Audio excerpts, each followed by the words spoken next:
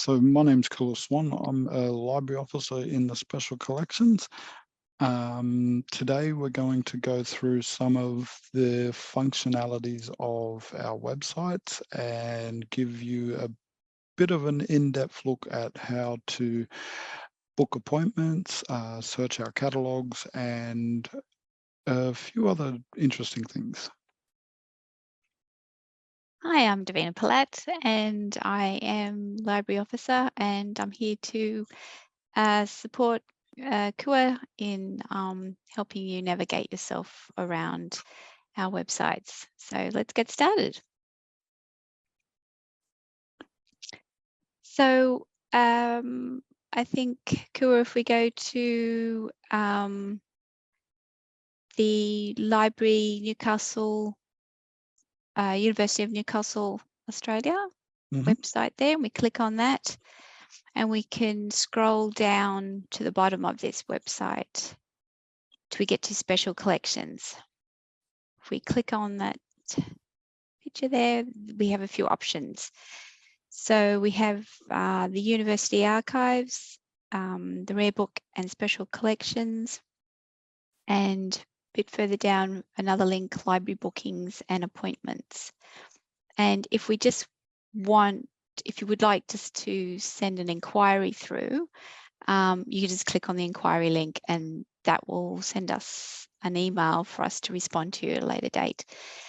So if we want to head to the University Archives, this will take us to various collections. Three of our main collections there, the Pender Archives, the records of the Anglican Diocese of Newcastle, and the Living Histories website as well. So if we go into Living Histories,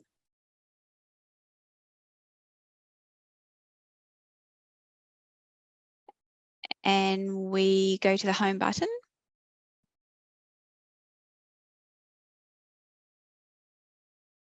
and we can scroll down to we have search our collections.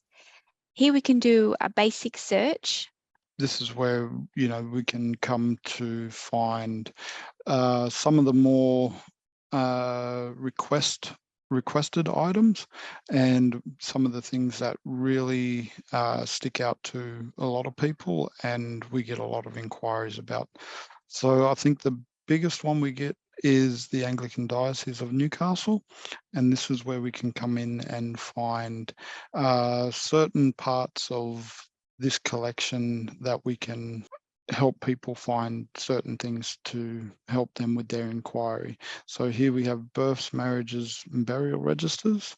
The finding aid is a really good resource to specifically hit what parish or what area you're looking for. We also have a few links to those sorts of things and our email address down the bottom, just in case there's something that isn't as easy and accessible. You can email us and we can start the conversation that way. But finding aids are scattered all through our websites, and this is where you can find specific parts of the collection that may be in your area and of interest. And there's also a zoom in button that can make it bigger for you if you need that sort of thing. Maybe just another tip. One way of searching a registry that's actually that's already on a transcript or on a PDF, we can download it and then do a find from that. So maybe, Kua, do you want to show them if we go down to the download button? Yep.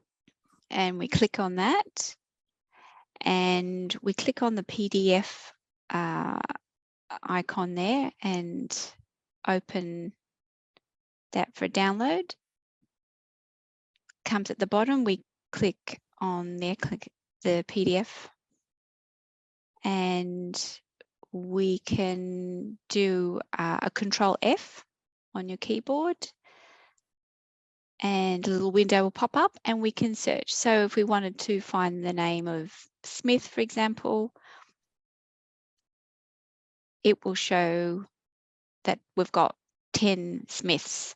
So we can scroll till we come to the first Smith.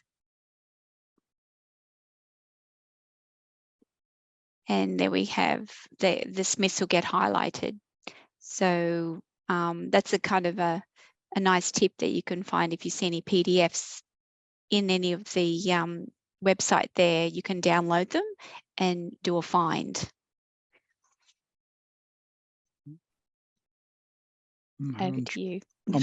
I'm having trouble getting back out of this. Oh, so PDF now. Yeah, to press the little X. Yeah, it's just my toolbar again. Oh no, that's right. But that's a good way to search any of our finding aids and really try to make anything as easy as it can be for your end before you come to us with a question. We are open to doing these sorts of things for you, but at the same time, it helps us to have a bit of context. So in your inquiry, maybe it's just a matter of highlighting the link and sending it through. If there is ever the scenario where there is something on our website that you might be more inclined to add a bit of a story to what images you have, or what you may hold as knowledge towards these sorts of things. We also have our little recollection button here, and when you click on this button, it can create a link to our website where you can put in your contact information, email address, and create an account. And this is also a really good place to have your say in whatever it may be on our site. We also have some copyright information on the side here. For use of some of the content, we ask that people contact us and ask for permission and ask for some parameters around how you reference the special collections team or the website for where you found your images. If it's being used in a presentation, this is pretty much academics or people that are doing some sort of presentation on what particular subject they've come across in our websites. And that's just as simple as coming to one of the 3 links and clicking on it, and that'll send an email to us at archives@newcastle.edu. You can put in whatever the inquiry is, or if it's a copyright issue or whatever it may be, and that'll come directly to me and Davina, and we can pass that on to the right team member that can help with that inquiry. Anything I'm missing, Davina? No, that looks good. We showed how to download. We showed how to recollect. Yeah, and you can also use a little under the toolbar there with the download button. You've got the email address. The email icon. You can do the same thing there if you need to contact us. And I think the little right pen tool as well. Awesome. Okay. There it is. That's what I was looking for before. Do you want to explain this one to me a little bit? Well, this is so any description that you think that you'd like to change, for example, Allen family collection that had 1956, and you know it was 1954 and potentially have some information back up that will confirm that. Like recently I had someone who sent through the the date of a debutante ball in Newcastle City Council in 1955, but it was actually a New Year's Eve party, and he actually sent through the clip, newspaper clipping. So you could add that to that description and send it through to us, and we can verify that, and we can add it to our descriptions. And just with these add a map geotags, you don't have to add a map. You can actually just tag the spot on the map where this building may have been, or this New Year's Eve party. And that's a really good description on how some of the parts of this website work. There's also our other website, our blog post, Hunter Living Histories at Newcastle and at the University of Newcastle. And this is another place where you can also find so many more useful links back to our website and back to our catalogues just through the big orange magnifying glass. And this is a good place to go and see certain things that may be hard to navigate, but makes everything a little bit easier. So in this place, we can search for a collection and name, whatever it may be, and this can give us a link to our websites or our collections and anything else on Google as well that may be relevant to the particular subject that you're looking for,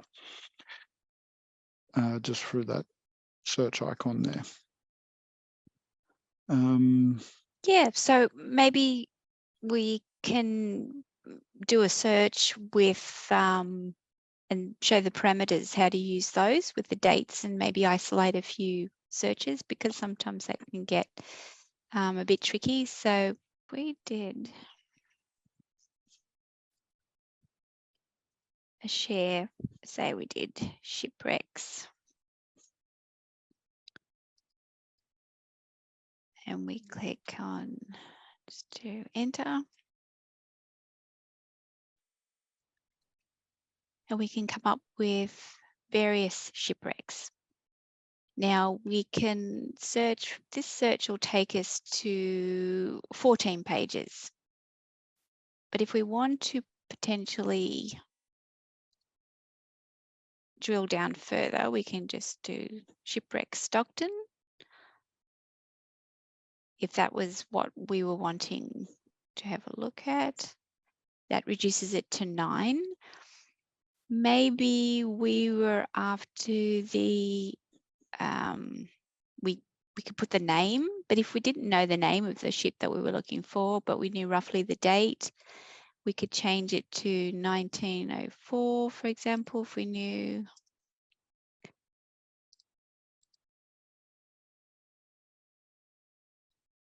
And that would bring up, and when you put your cursor over the images, you'll be able to see the drop down, the details more without actually having to go into each one of them. So this was 1988. So say we were after the Adolphi 1904. So then we find this one here. That's an earlier one, but there we have that image there. If we wanted to, it also shows us on the sides here of the different. So in this, what we're looking at is there's 156 photos. So if it's a photo that we're after, then we can click straight onto the photo, and that would eliminate any letters or drawings or anything that wasn't related to a photograph. If it was publications we're after, we could just click on the publications, and that would bring up the 36 publications that were up. So we can filter, use these filters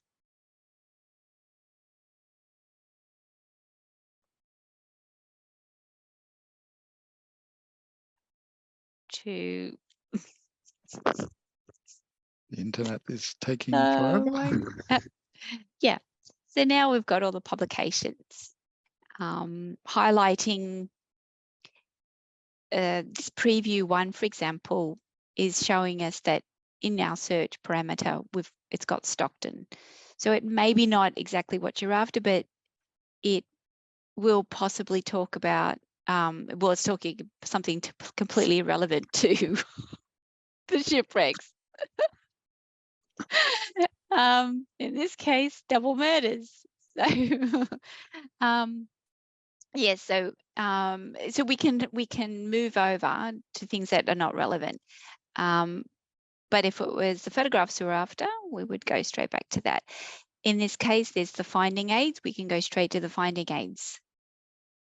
And this can also, these finding aids, so in this one, for example, highlighting this preview, it will show that shipwrecks, the word shipwrecks will be in this finding aid.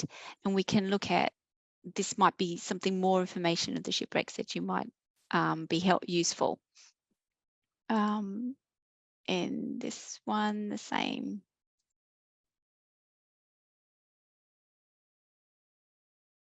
Same thing.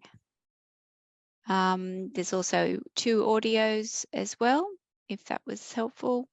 You can also, if we're after a specific photo, or you're just wanting photographs of shipwrecks in general, you can highlight these. Say you wanted just old photographs of the ships. You can just go through and highlight these photos for yourself. Go back up to the screen and download. It will come up with a window. You just want the digital items. You can click on that and then just download. And this would send you an email with the links of all those images that you've actually checked. So it's a handy feature as well. If you're doing your own sort of research, you can add favorites as well. Anything else, Kua, that I've missed? No, I don't think so. I think that was pretty much everything. And of course, if you want to start a new search, you can remove all filters and start again. But the dates are handy, and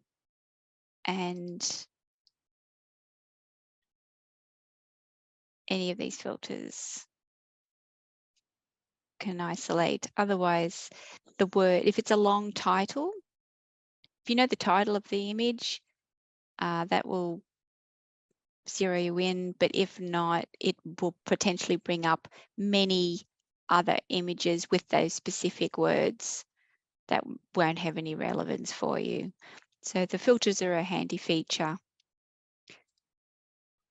All right, well, I think that is really good. If there's any more information that anybody needs, feel free to get in contact with us through some of the ways we showed today, or just pop in an email to archives@newcastle.edu.au, and we'll be happy to help.